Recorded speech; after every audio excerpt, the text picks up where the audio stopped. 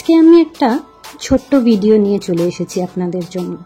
আজকে আমি এসেছি ব্যারাকপুরের মবিনা ইন্ডো অ্যারোবিক রেস্টুরেন্টে। দেখুন, এটা খুব সুন্দর করে সাজানো গোছানো, আর বসার জায়গাগুলো বেশ ইউনিক কনসেপ্টে তৈরি করা।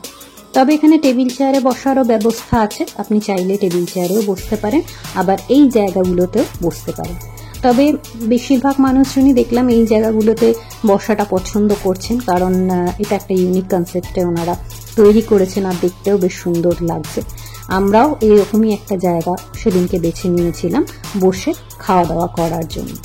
তো প্রথমে আমরা অর্ডার করি মান্ডি বিরিয়ানি, হাফ মান্ডি রাইস আর হাফ বিরিয়ানি রাইস, তার সাথে চাটনি, মেয়োনিজ, রায়তা আর চিকেনের কাবাব ছিল বিভিন্ন রকমের, মাটনের পিস ছিল দুটো। তো আমি টেস্ট করা শুরু করলাম। এটার প্রাইস ছিল 1199 টাকা। এটা আমরা নিয়েছিলাম দুজনের জন্য পরিমাণে যথেষ্টই বেশি ছিল, রাইসের পরিমাণও বেশি ছিল।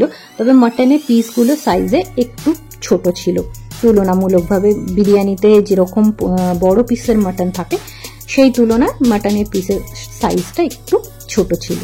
বাকি চিকেন কাবাবগুলো বেশ ভালোই ছিল। তারপর একটুখানি রেস্ট নেওয়ার পালা।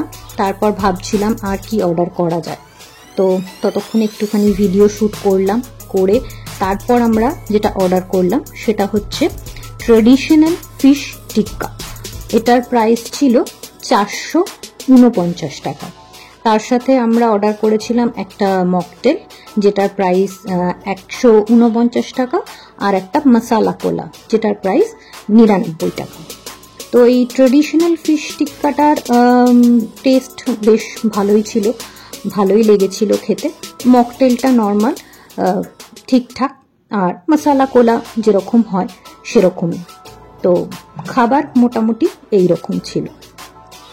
তারপর এত কিছু খাওয়া দাওয়া করার পর লাস্ট আমরা যেটা নিয়েছিলাম সেটা হচ্ছে একটা জাফরান ফিরনি। ওটার প্রাইস ছিল 180 টাকা। তো অনেক কিছু খেয়ে ফেলেছিলাম দুজনে মিলে একটা দিনে। তারপর বসে বসে একটু ফটোশ্যুট করা। এই লাল টুপিগুলো ওনারা দেন এখানে বসে ফটো তোলার জন্য। তো এই লাল টুপিগুলো পরে ফটো তুলতে বেশ ভালোই লাগছিল। বেশ কয়েকটা ফটো তুললাম নিজের। এবার এখান থেকে বেরোনোর পালা। তো আপনারাও চাইলে একবার এসে ঘুরে যেতে পারেন ব্যারাকপুরের এই ইন্দো অ্যারোবিক রেস্টুরেন্টে। দেখুন, হয়তো ভালোই লাগবে।